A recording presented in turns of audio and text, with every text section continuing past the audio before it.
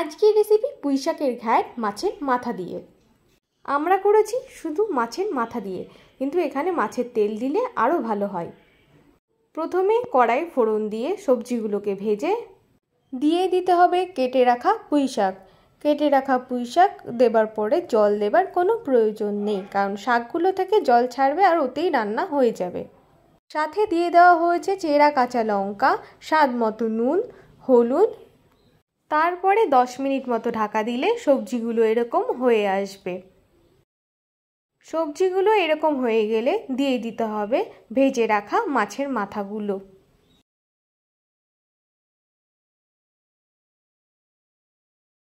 তারপরে ভালোভাবে মিশিয়ে নিয়ে নামানোর আগে সামান্য চিনি দিয়ে দিতে হবে।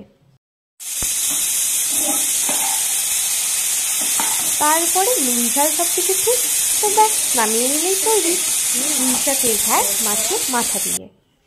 ভালো লাগলে আমার চ্যানেলটি লাইক, কমেন্ট, শেয়ার এবং সাবস্ক্রাইব করুন। পুরো ভিডিওটি দেখার জন্য ধন্যবাদ।